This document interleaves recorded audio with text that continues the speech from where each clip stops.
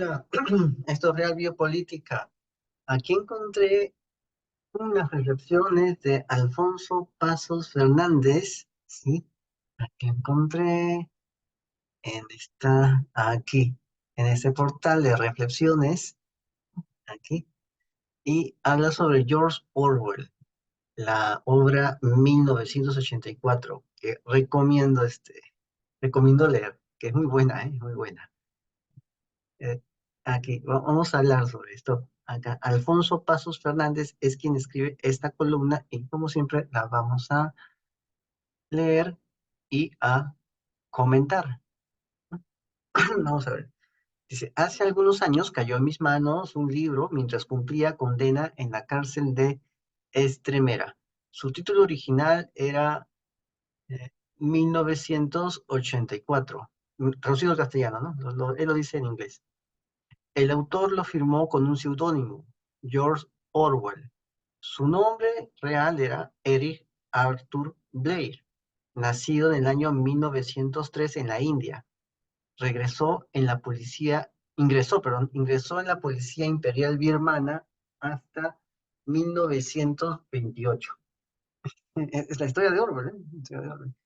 Indigente en París y vagabundo en Inglaterra. Escribió varios libros. Combatió en la Guerra Civil Española, en las milicias del POUM y escribió Homenaje a Cataluña. En 1945 publicó Rebelión en la Granja, libro de cabecera. Recomiendo leer Rebelión en la Granja. Y si quieren también pueden ver los dibujitos. Hay dibujitos animados de Rebelión en la Granja y también hay una película de Rebelión en la Granja, que es justamente el hecho de que la granja se rebela contra los humanos y, y, y erigen una nueva constitución, los animalitos de la granja. Y en esa constitución aparece el primer artículo, el principal principio constitucional es que todos los animalitos de la granja son iguales.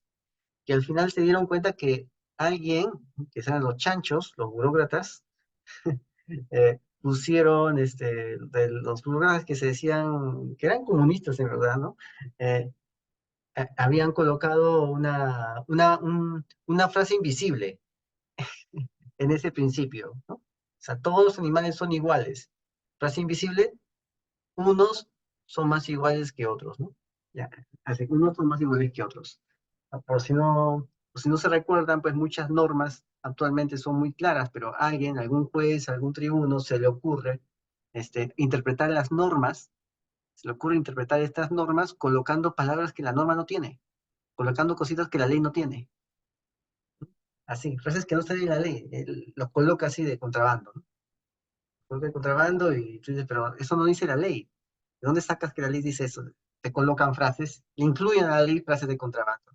Igual pasa con esto. Todos los animales son iguales, pero unos son más iguales que otros. Bueno, en 1949 apareció su famosa novela, la más famosa, la novela 1984, y muere en Londres al año siguiente. Sí, murió, desgraciadamente murió. Al año siguiente. Era para que siga, ¿no? Pero bueno, 1984 hizo que se corone como uno de los genios de la literatura. Su obra es de cabecera, ¿eh? Su obra es de cabecera. La mayoría no ha leído esa obra, pero cuando tú lo lees, te das cuenta que estás viviendo en 1984.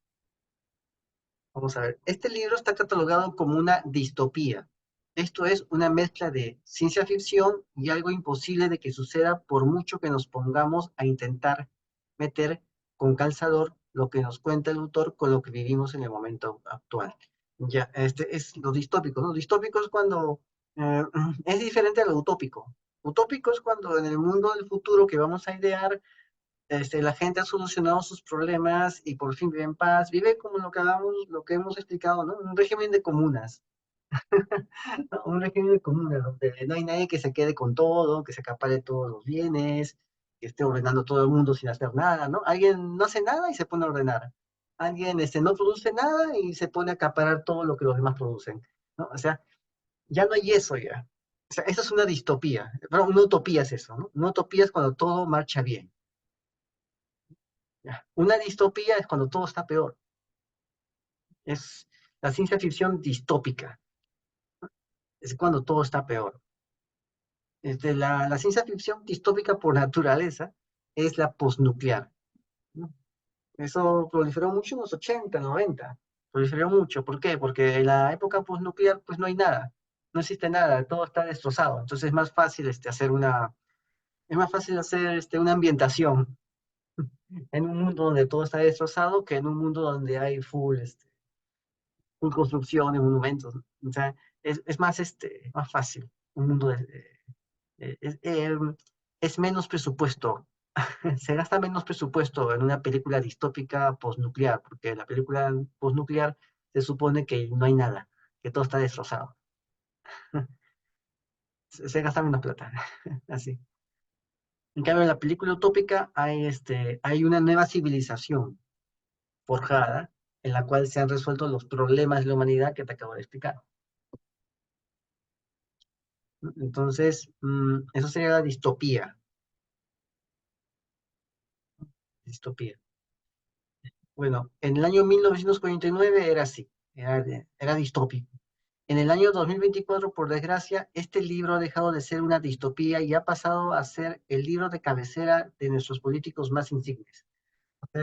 Es como un Maquiavelo, ¿no? Es como un libro, como el príncipe de Maquiavelo, que los príncipes de Europa leían eso para poder saber cómo gobernar. Leían esos maquiavelismos para poder gobernar a su gente. Ahora leen 1984 para saber cómo controlar a las personas. Porque ahí Orwell denunciaba el control que hacía la gente, que hacían los políticos contra las personas. Denunciaba ese control. Pero él no lo hizo para que, a diferencia de Maquiavelo, que escribió el libro para que los príncipes lo usen de manual, Orwell escribió el libro, a diferencia de esto, escribió el libro para que el pueblo sepa defenderse de esta gente. Desgraciadamente el pueblo no lee. Así que para Orwell todo esto ha sido este, mucho más distópico, sí, mucho más pesimista para Orwell, porque ahora nadie lee lo que dice su libro. Y nadie, como nadie lo lee, nadie se da cuenta que él se ha anticipado a todo lo que está pasando ahora. Él lo hizo él no escribió Orwell, a diferencia de Maquiavelo que lo escribió para los príncipes, para la nobleza negra, para toda esa gente.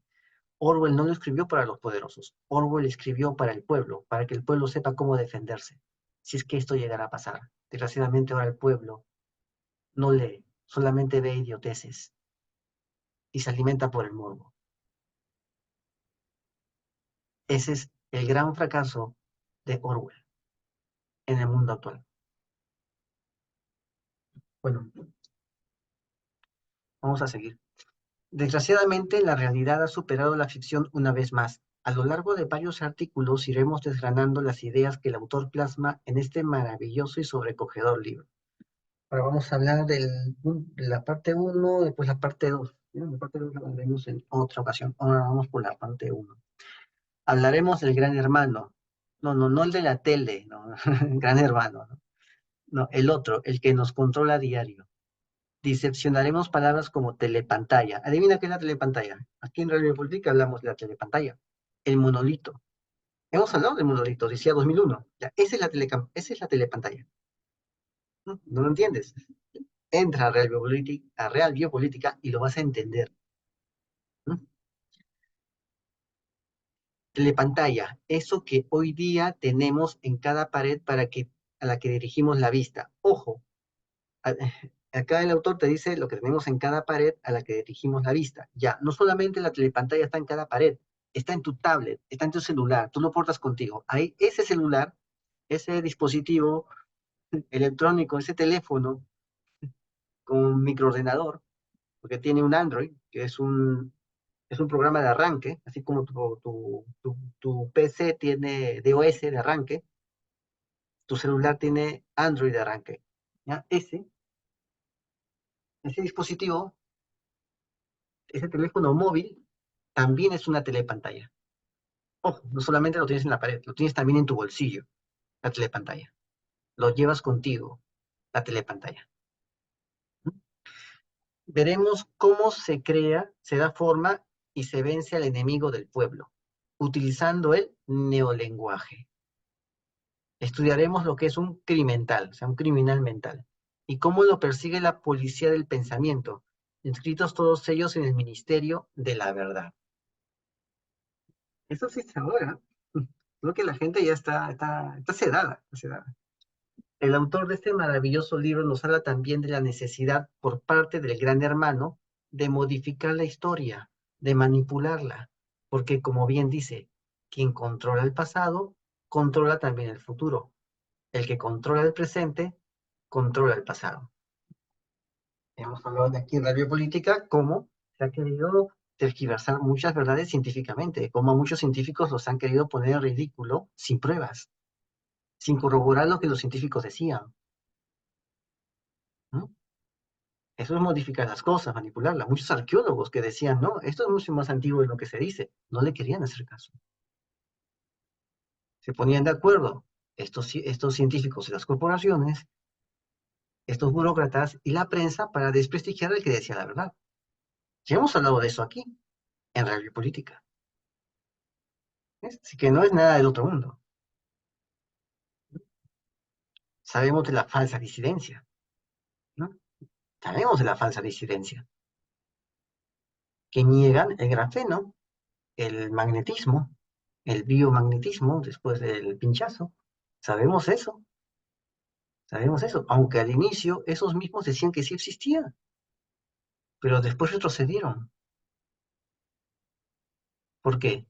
Ah, ya sabemos, corporaciones, prensa y, y falsa disidencia científica, activistas de falsa disidencia, la triada de siempre. Vamos a ver. También los ilumina el autor con términos actuales como cara-crimen, llevar en el rostro una expresión impropia, por ejemplo, parecer incrédulo cuando se anuncia una victoria.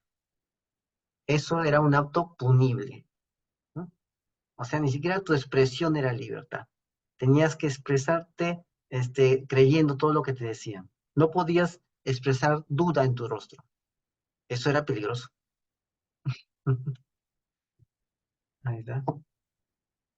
Para haber sido un mendigo y vagabundo, o precisamente por ello, el autor deja caer cómo se denomina a los proles, es decir, la clase baja, los trabajadores, los marginales, la mayoría de los ciudadanos de ese mundo imaginado por él en el año 1949 y que hoy en día cobra cuerpo y se hace realidad. El duro trabajo físico, trabajar 24/7, el cuidado del hogar y de los hijos, ojo, donde los hijos son adoctrinados por el Estado para que te vigilen a ti. ¿Mm? Las mezquinas peleas entre vecinos, el cine, el fútbol, o sea, los deportes masivos, ¿no? Que despiertan pasiones, ¿no? El fútbol, la cerveza, para que la gente se emborrache y no piense, el fútbol para que la gente viva despertando pasiones, el cine para adoctrinarte, y sobre todo el juego llenaban su horizonte mental. O sea, paraban en juego, ¿en qué? En apuestas, ¿no? El juego siempre está relacionado con la apuesta, apostando, ¿no? O sea, creen que saben mucho de fútbol y se van a apostar su dinero. No era difícil mantenerlos a raya. O sea, era bastante fácil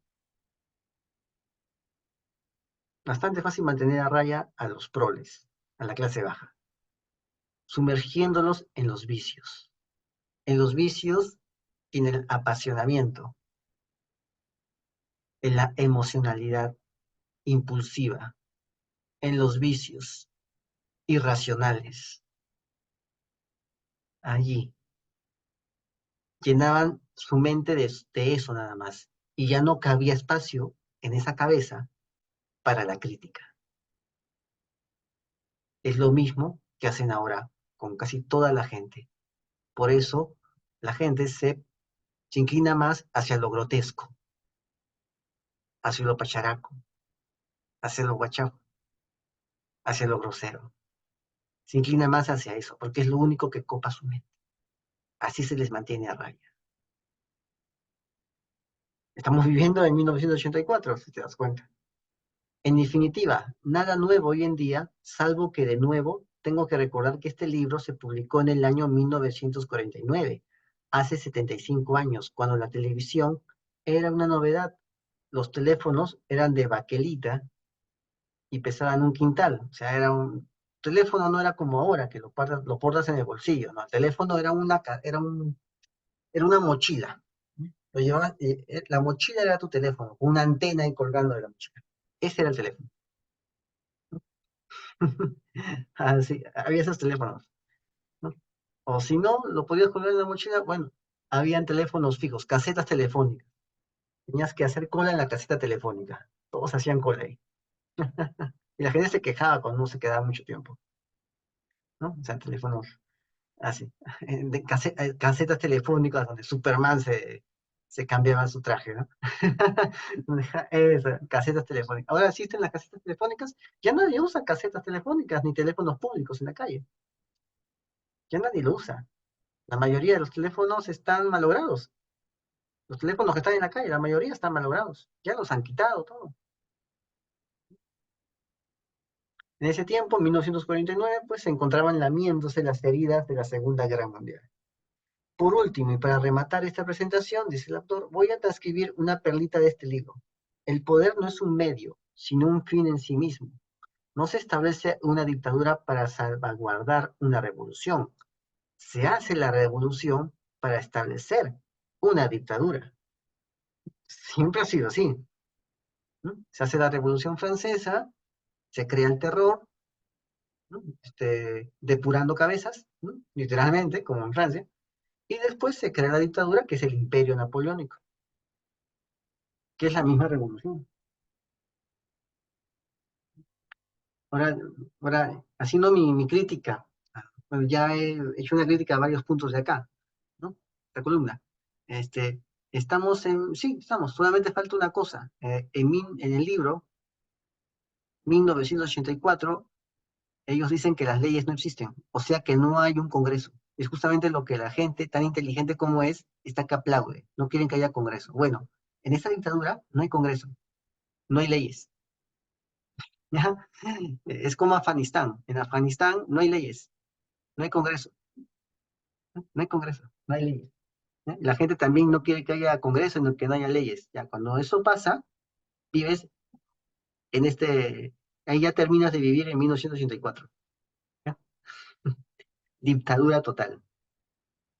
Pero la gente no entiende, pues la gente no entiende, no entiende. No lee tampoco. Pues, y se lee, no lo entiende. Entonces, bueno, creo que con eso terminamos este punto, ¿no? Orwell, 1984, episodio 1, escrito por Alfonso Pasos Fernández en Fuentes Informadas.